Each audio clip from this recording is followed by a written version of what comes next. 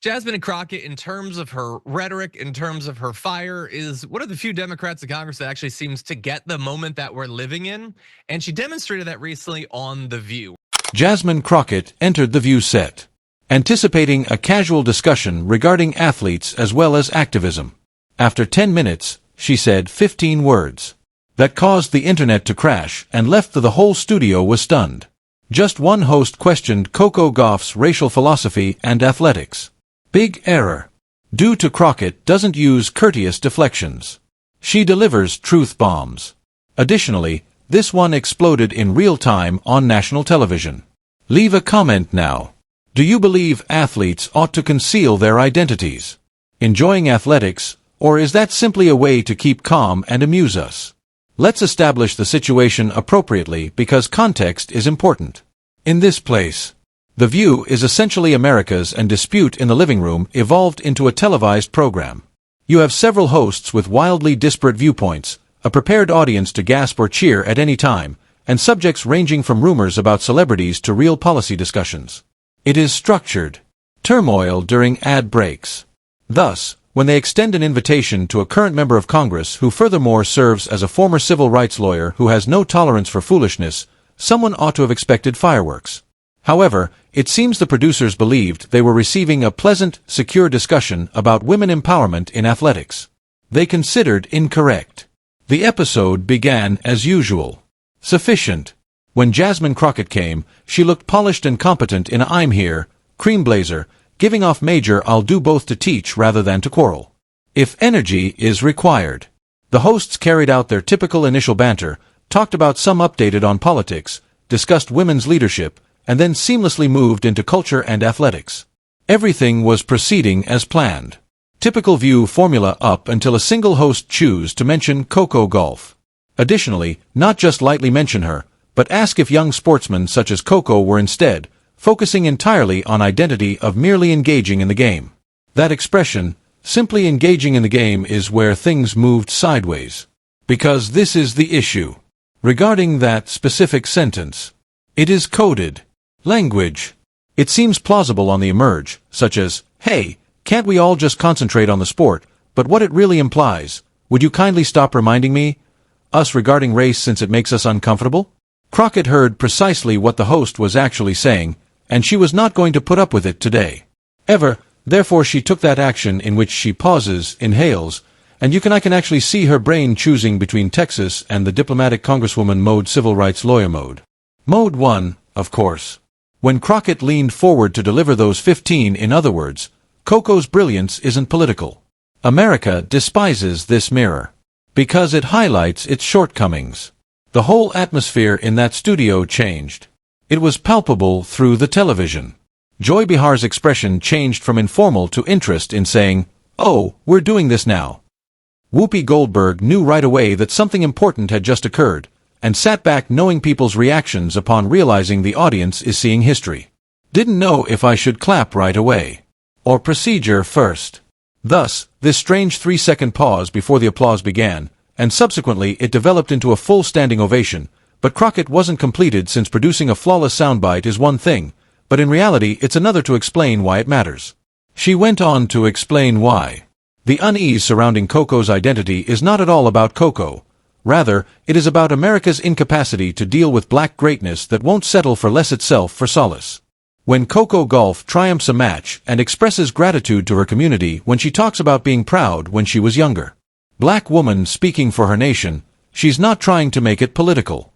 Living completely as herself. It seems that this is still debatable in 2025, which is completely crazy when you consider it. The genius of Crockett's answer wasn't merely the words themselves, even though those were the delivery was flawless. She wasn't defensive or upset.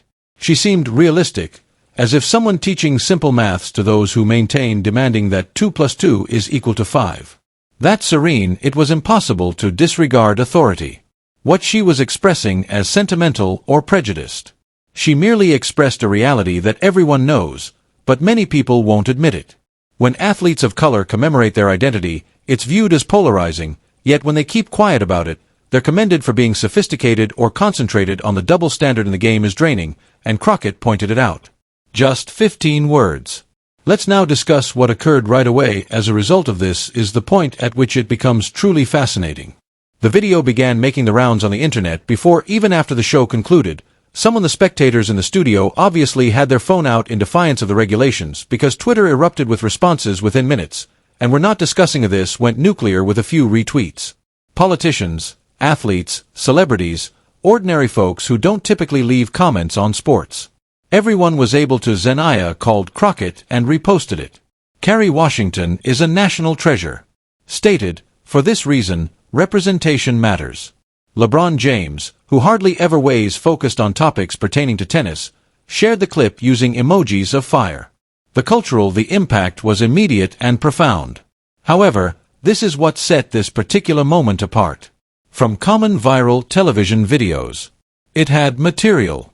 This was not a famous person, meltdown, or a politician stating anything absurd. This was an educated, well-spoken woman destroying a damaging narrative in actual time with surgical accuracy. The rationale: it struck such a deep chord because Crockett spoke something that millions of people's emotions but find it difficult to communicate. That annoyance when athletes of color are instructed to be appreciative, modest, and silent, as though their mere presence isn't already revolutionary.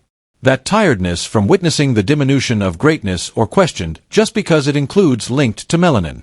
Crockett made that collective annoyance into a single terrible punishment that no one could misunderstand or spin. The Athletics, the world of journalism, had a blast. Examining Crockett's remarks and the reasons behind them had an impact. ESPN broadcast parts that broke down the background of Black history, identity politics, and athletes, which is things they have previously discussed. However, it felt different this time. This time, they couldn't merely talk about it. Academically, due to a current U.S. the representative had just blasted it. On daytime television around the country. The analyst stated, Representative Crockett successfully condensed decades of athletic one statement that combines difficulty with victory. That goes beyond simple effective communication. That's understanding between generations. Another noted that Crockett's experience as a civil rights lawyer provided her with a distinct viewpoint that most politicians lack it. She has participated in courts defending individuals whose they were targeted because of their identity. She is aware direct observation of the weaponization of identity and how draining it is to continuously explain why you are here. Legends of tennis began contributing as well, which increased an additional degree of confirmation to Crockett's assertion. Billie Jean King, who has been post-playing for the entire career advocating for sports equality, tweeted support right away. She penned, "When women of color succeed, it's not it strong and political. Thank you for saying what, Representative Crockett. That recommendation resonates with so many of us. Is significant because King is not well known for following trends that went viral. When she speaks up, it's because something truly important occurred." Serena Williams shared the video again with only one word, deference, and really, what else have to be expressed? Serena has experienced this reality throughout her whole career, being challenged, criticized, and held to unachievable expectations while having her accomplishments reduced. Crockett's therefore, defending Coco was a defense of all athletes that have ever informed that their identities are in some way distinct from their superiority. What's the way Coco goes herself is interesting. Answered, or more accurately, failed to answer. She quickly stopped talking on social media. For a few days, which some individuals perceived as strategic, whereas others as overburdened, but sources near later on, Coco disclosed that she was truly moved to tears while viewing the video. Because she required protection. Repeatedly demonstrated that she can manage criticism, but because having a person with Crockett's platform and credibility affirms her experience. Had a deep meaning. All too frequently, young athletes of color are left to handle these conflicts on their own. A congresswoman entering the arena and state, "In reality, the issue it's you, not her," changed the entire dynamism. At the view from behind the scenes, the response seemed to be equally as strong as the public's reaction. Crew members subsequently revealed that Crockett stayed following the conclusion of filming, which visitors don't typically do. She expressed gratitude to each by name, a production assistant, took pictures with anybody who requested them, and had a lengthy discussion with Whoopi Goldberg that no one else knew about, but one crew member heard Whoopi say, "You just made history," or something similar, "baby, on this table." And Crockett reportedly grinned and remarked, "I just stated what had to be said." That type of when humility and conviction are coupled, uncommon everywhere, including in politics. To be honest, the cultural effects of those 15 words went well beyond television and social media. Teachers began utilizing the video to talk about media in classrooms, coded language, and literacy. It was mentioned by leaders in sermons regarding fairness and truthfulness. Appeared on T-shirts, murals, and it turned into one of those protest signs. In frequent instances where a single statement captures the full movement's hope and dissatisfaction at the same time. Not only did Crockett stand up for Coco Gauff. That day, she gave everyone validation. Who has ever been informed that their identity is uncomfortable, polarizing, or excessive? Let's now deal with the inevitable backlash because, naturally, there was backlash. Some detractors said that Crockett of using the race card, which is the laziest criticism that is conceivable and demonstrates precisely what she was saying. Others said she was turning athletics into politics, as though politics hasn't always been a part of sports. Each time a black athlete is instructed to it's political, so stop talking and dribbling. Each time a female athlete receives a small portion of what male athletes make, that's political. Each time LGBTQ athletes experience prejudice, therefore political. Some places have never had sports. Colorless, neutral bubble, regardless of how badly some people wish to act fake otherwise. Crockett just wouldn't engage in that fantasy, and some it was too much for folks to handle, so here's what the reviewers overlooked. Crockett's the comment has nothing to do with divisiveness. Regarding introspection. When she stated, the mirror is despised in America because it demonstrates what's lacking, she was providing a diagnosis rather than an assault. The reason the mirror metaphor works so well is mirrors reflect reality, they don't tell lies. Furthermore, the truth is that when someone similar to Coco Gauff's success while being genuinely herself, completely black, completely assured, completely outstanding, it makes America face its own unease with that pairing. Coco is not the issue. Rather, it's a culture that is still confused how to honor black excellence without attempting to lessen or manage it first. The history of Jasmine Crockett makes her exceptionally capable of making this dispute. Prior to her being a Texas congresswoman, she was a civil rights lawyer who fought for individuals the system attempted to remove. She's been present in court to defend African Americans and brown customers who had previously been judged. They even exchanged words. She has witnessed how identity becomes a weapon, how achievement becomes how excellence is questioned when it originates from marginalized groups. Consequently, when she observes a tennis player, age 21, get condemned for speaking out too much about her identity, she doesn't perceive an unappreciative athlete. She believes that each and every battle she has ever engaged in, she's never stood in a courtroom before. The reasons behind her non-political defense of Coco theater. It was the individual defense of advancement. The consequences of that perspective appearance has persisted for a long time. The congressional profile of Crockett elevated considerably, not because she was trying to get attention, but because she's shown a moral clarity that's becoming less and less common in public life. Acquired hundreds of thousands of social media following, received an invitation to speak at conferences and universities, and turned into an authority on matters of race, athletics, and culture, but she's taken care not to allow herself to be fully defined by that moment.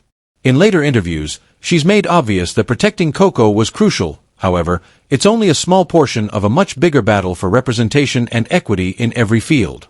Coco Gauff, for her part, carried on doing precisely what she's consistently accomplished, winning games, and talking her honesty and refusal to back down herself for the comfort of others. Following The View, the next big competition event, she prevailed and committed the triumph to all those who have ever heard. The message was very clear: they're too much. Coco was not impressed with Crockett's defense. It made her feel as though she needed protection. Feel supported, acknowledged, and seen in a how young sportsmen of color seldom years of experience from influential people professors of communication will now most likely instruct Crockett's 15-word reaction as a masterclass in efficient rhetoric. It's succinct, memorable, deep, and unachievable. Misinterpret. Jargon is not used. Or scholarly terminology. It employs a straightforward metaphor that is understandable to all because it totally reframes the "Is Coco also having a conversation? Why is America political? Black greatness makes me uneasy." This type of rhetorical judo that turns returning the question to the person who asked it is incredibly challenging to perform successfully. Crockett made it appear effortless. This lesson is more comprehensive than one congresswoman standing up for a single athlete on one discussion show. It's about the strength of using your platform, whatever that platform could be to express the truth even when it's not comfortable. Crockett might have refrained from responding diplomatically. May have kindly complimented Coco, recommending that she soften the identity speak in order to reach a wider audience. May have been cautious, but instead she made the decision to be brave and honest, and she reminded everyone in the audience of this. That inaction in the face of injustice is complicity rather than neutrality. Jasmine Crockett entered the View and spoke 15 words that altered the whole discussion about athletes, excellence, and identity. She didn't just stand up for Coco Gauff. Everyone stated that their identity is also loud. If you felt that this analysis was worth your time, click the like and subscribe buttons. For additional information, leave a comment below. Who else needs in their corner a Jasmine Crockett?